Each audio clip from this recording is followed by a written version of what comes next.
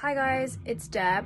I know my face looks wet and sorry for the sound in the background. But yeah, just washed my hair. It smells great. Looks okay.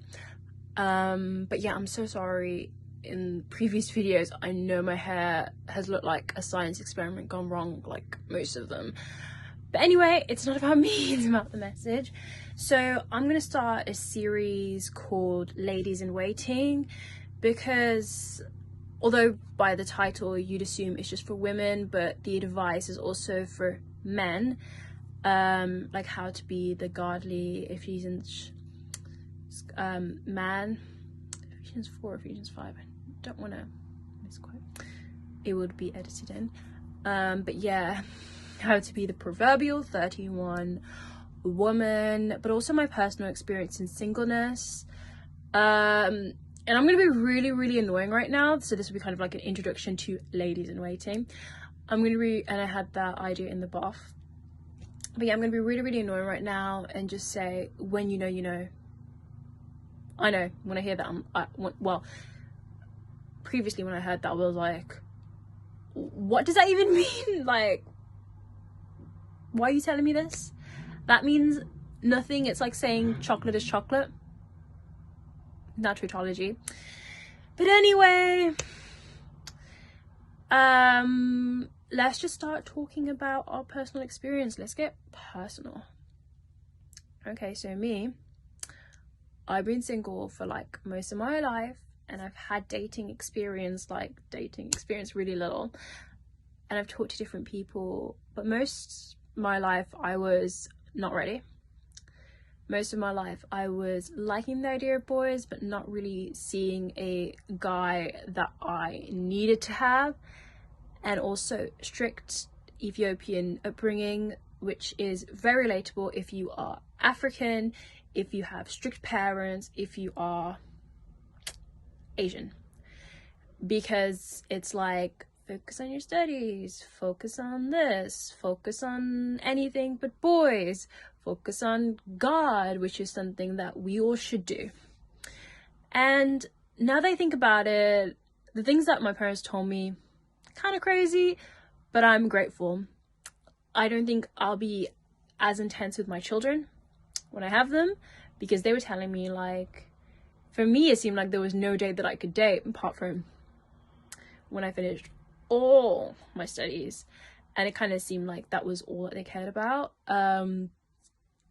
you know. And whereas like when I was younger, when I was like in primary school, like my primary school friend was like, don't worry, they'll let you date when you're 17. I was just like, no.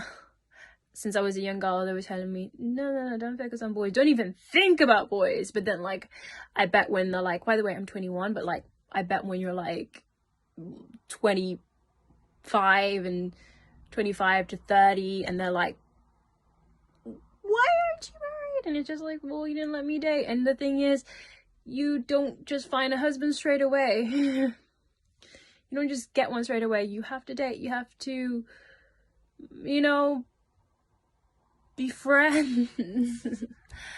But anyway, I'm just here to tell you like my personal experiences, and I hope that they're helpful. I know where to dive in because this is all like live and unedited until it gets edited. So yeah, I mean, I guess even when I was like 17, I liked the idea of a relationship, but I was quite mature in loads of different aspects. Like, I definitely was into older guys. People always thought growing up that I was older than my age, because they're just like, your maturity is just there. Like, a lot of people that I interacted with were like, thought I was in my late 20s when I was just 19. But like, sticking to the age of like 17 to 19, especially 17, I thought like, you know, I was ready. But really, when I talked to myself, I wasn't, because I would not even want to read relationship type books, not like romantic fictions, not like that, but like really relationship, like Christian relationship type books, like advice books. I would not want to watch the Christian videos. I would idolize, I would think about, I would dream about relationships. Not obviously not a lot, I wasn't obsessive, but like girls do from time to time.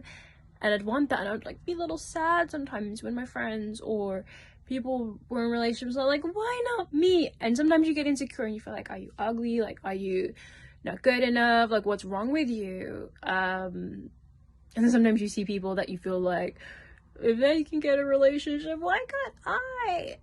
Sorry, sometimes that comes across mean, but we all think it.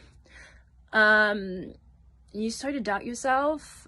But even then, like, I wasn't ready. Like, I thought I was, but I'm just like, you're doing nothing. You're not even, like, for me, praying was such a burden for praying for my relationship, not praying in general, but don't get me wrong, I was bad at praying too. But in general, I was just like, oh, such an effort to pray for my future husband kind of thing.